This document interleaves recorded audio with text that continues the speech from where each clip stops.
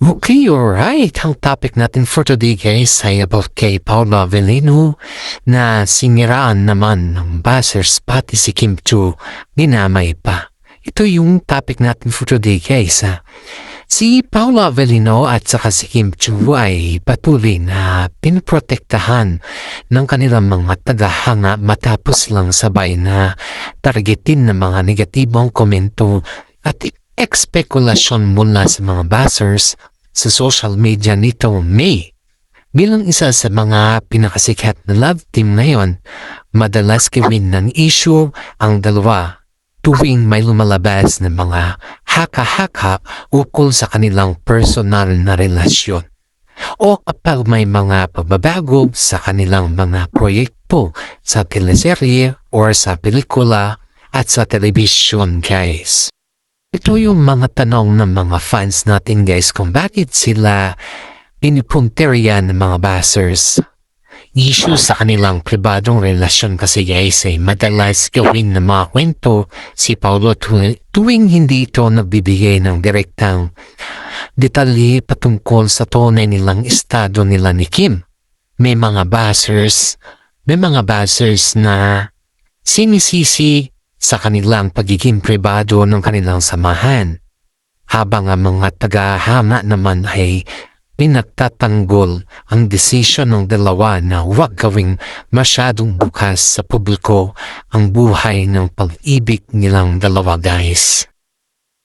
Ang papapanatili ng isang pribadong relasyon sa ilalim ng spotlight ng showbiz ay isang malaking hamon para sa kanila guys, lalo na para sa mga sikat na personalidad tulad nila Paula Avellino at saka si Kim Chiu.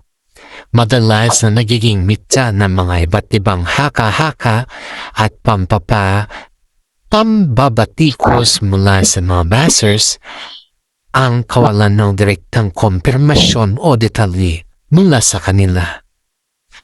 Nagiging target ng mga buzzers ang kanilang privacy, ekspekulasyon at malalim na akala.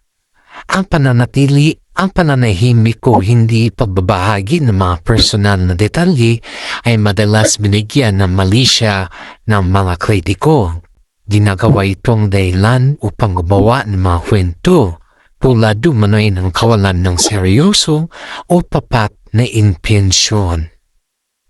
Pressure ng publiko kasi guys ang pinakamahirap dahil sa lakas ng kanilang on-screen chemistry, ang Kim Pao guys ay may mga individual na umaasa na dapat ay ganap ding bukas ang kanilang totoong buhay sa publiko. Kapag hindi ito nangyayari guys ay isinisisi ito ng ilan sa kanilang personalidad, particular na kay Paolo na kilala sa pagiging mas pribadong tao. Ang depensa ng mga tagahanga or mga fans niya sa mga Kim Pao naman guys ay karapatan sa privacy, which is very true. Pinagtatanggol ang mga tunay na tagahanga ang desisyon ng dalawa. Naniniwala sila na may karapatan sina Kim Pao o sila Kim Chiu at saka si Paolo na magtira ng bahagi ng kanilang buhay na para lamang sa kanilang sarili, malayo sa mapanghusgang mata ng publiko. Proteksyon sa relasyon din. Batay sa karanasan ng maraming artista sa showbiz, mas nagiging matatag at protektado ang isang relasyon kapag hindi ito masyadong binubunyag or binubuyang-yang sa social media, kung saan madaling makialam ang mga mambabatikos. Suporta sa karera guys, mas pinili ng mga fans na mag-focus sa talento, mga proyekto at mga tagumpay ni Paolo at Kim bilang mga individual at ibang magkatambal sa halip na pilitin silang magsalita tungkol sa kanilang pribadong estado. Sa kabila ng mga ingay mula sa mga buzzers, patuloy na pinatutunayan ni Paolo at saka si Kim Chiu na mas mahalaga ang kanilang totoong koneksyon at ang kalidad ng kanilang trabaho kaysa sa mga opinyon ng mga ibang tao. Mga bagong proyekto at pagbabago guys dahil sa sunod-sunod na tagumpay nilang magsasama or pagsasama tulad ng serye ng Dalibay at mga pelikulang My Love Will Make You Disappear anumang galaw or balita tungkol sa kanila guys ay daya ng balibalitang pakikipagsosyo sa negosyo ay mabilis na binibigyan ng malisya ng mga kritiko. Ang tunog na tagumpay ng tambalan nila Kim Pao sa mga nagdaang proyekto mula sa kanilang hit suspense drama na Dalibay hanggang sa box office rom film na My Love Will Make You Disappear ang pangunahing dahilan kung bakit nakatutok ang mga publiko sa bawat gilaw ni Paulo at saka si Kim Chiu. Sa mundo ng showbiz, ang labis na kasikatan ay madalas samahan ng matinding pagsisiyasat at malisya mula sa mga kritiko lalo na kapag pumasok na sa usaping labas na sa pag-arte. Bakit nabibigyan ng malisya ang kanilang mga galaw? Paghahalo ng trabaho at personal na buhay guys. Dahil sa kanilang natural na chemistry, madalas binibigyan ng kahulugan ng mga kritiko ang anumang profesional na ugnayan nila. Gaya ng mga balitang pakikipagsosyo sa negosyo o mga pamumuhunan. Para sa mga bashers kasi, ginagamit umano itong gimmick para panatilihing buhay ang tambalan. Kahit na sa katunayan ay natural lamang na magtulungan ang dalawa magkatuwang sa karera. Malaking hakbang sa karera. Ang mabilis na pagangat ng kanilang mga karera gaya ng kanilang inanunsyong unang Love Kim Pao World Tour at ang kanilang bagong international na serye sa primetime video na pinamagatang Kopino ay nagiging target ng inggit. Ang bawat tagumpay ay sinusubukang tapatan ng mga negatibong issue upang mabawasan ang tension sa kanilang mga achievement. Sa labis na reaksyon sa mga solo project guys ay na mga Kim Pao guys ay tuwing nakakaroon sila ng mga individual na trabaho o commitment tulad ng pagbibigay o paggawa ng proyekto kasamang ibang artista, agad itong ginagawa ng kwento ng mga kritiko na kesyo, nakakalamigan o giba na naman ang tambalan. Nalumikha ng hindi kinakailangan ingay sa mga fans online. Paano sinasagot ng Kim Pao ang mga isyong ito? Ito yung kadalasan na tinatanong sa atin ng mga fans guys, ng solid fans ng Kim Pao dahil sa lahat ng mga gusto nila kasing itatanong sa Kim Pao ay hindi man pa sila umaamin. There was a time na kasi na umaamin sila pero hindi pa direkta na pag-amin yung kanilang ginagawa.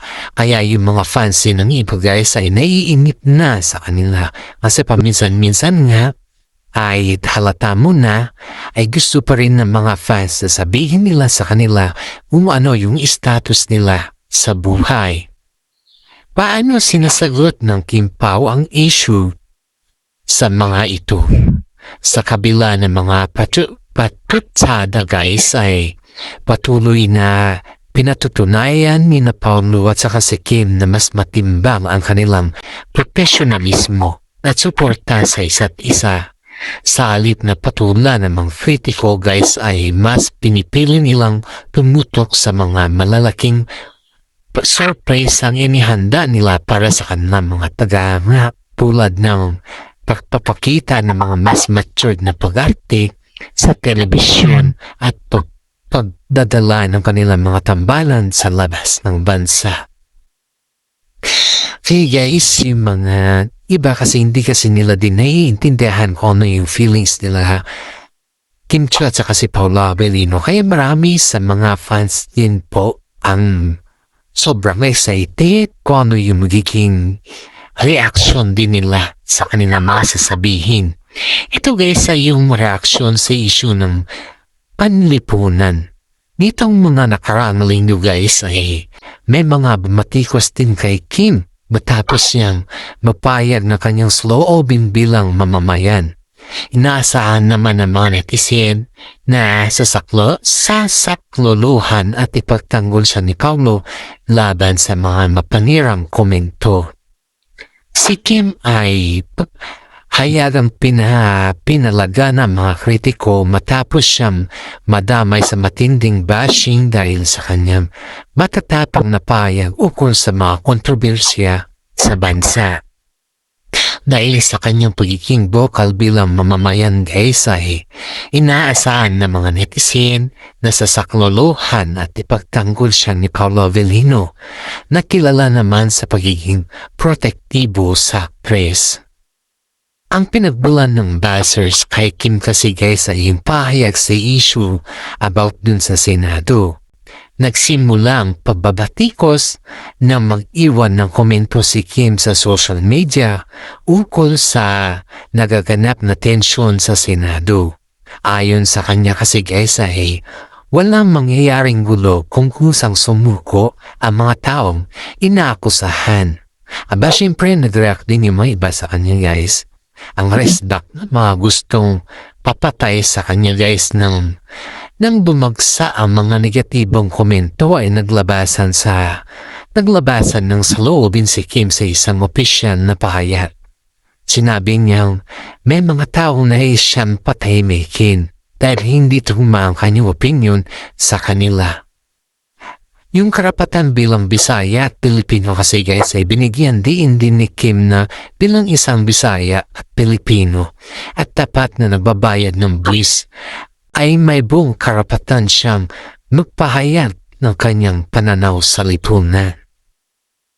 Ang inaasahang reaksyon at papel ni Paulo naman sa mga bashing ni Kim guys ay ayaw masaktan o may stress si Kim. Sa mga nakaraang panayam guys ay hayagang sinabi ni Paulo sa kabilang kaparehan niyang si Kim ay ayaw niyang masaktan o naapektuhan ng stress ang actress, kaya naman matindi ang panawagan ng mga Kim Pao fans na magsalita o mapakita siya ng suporta sa kanyang leading lady sa gitna ng political bashing na ito. Istilyo ng pagtatanggol ni Paulo guys ay kilala si Paulo sa pagiging kalmado ngunit diretso kung sumagot. Bagamat madalas ay dinadaan niya sa mga simpleng hirit o post sa social media ang pagbakod kay Kim. Inaasahan ng mga netizen na gagamitin niya ang kanyang boses upang pakalmahin ang mga bashers. Sa mga solid harap ng Kim Pao naman guys ay pinapakita ng dalawa na hindi lamang sa mga rom-com project gaya ng My Love Will Make You Disappear sila magkasama, kundi pati sa pagharap sa mga totoong hamon sa buhay. Iyan po yung updates natin for today guys.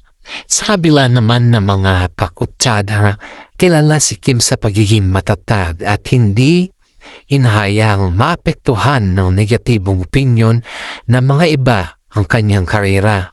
Sa kabila ng banda na nananatiling kalmado si Paulo at tinanggap na ang mga ganitong klaseng pambabatikos at giriling ay natural na bahagi lamang ng industriya ng showbiz. Ang ganitong magkaiba ngunit makakakompletong pananaw ni Kim at saka si Paulo ang dahilan kung bakit itinuring silang isa sa mga pinakamatatag na tambalan sa industriya ng showbiz ngayon. Ang kanilang magkahiwalay na paraan ng pagharap sa grilling at bashing ay nagpapakita ng kanilang maturity bilang veterano artista guys. Ang katatagan ni Kim Chiu guys ay indestructible, ang optimist ang kwan niya sa kanya guys, sa kanyang sarili. Yan po yung pag-describe ng mga fans sa kanya. Veterano sa kontrobersiya. Sa loob ng halos 2 dekada sa showbiz, dumaan na si Kim sa napakaraming matitinding issue mula sa bawal lumabas video statement noong pandemya habang sa mga kontrobersiya na hiwalayan. Hindi nagpapaapekto sa karera. Kilala si Kim sa pagiging positibo. Sa halip na magmukumo, inagamit niya ang negatibong enerhiya upang mas matrabaho ng mabuti. Ang kanyang sunod-sunod na endorsement, mataas na ratings sa It's Showtime at mga patok na teleserye ang kanyang pinaka-solidong sagot sa mga bashers. Profesionalismo. Kahit tinitira ng mga kritiko ang kanyang mga personal na opinion o relasyon, hindi kailanman nagbago ang kanyang pakikitungo sa trabaho at pagpapahalaga sa mga fans, guys. Ang kalmado at extort na estilyon ni Paolo Avellino.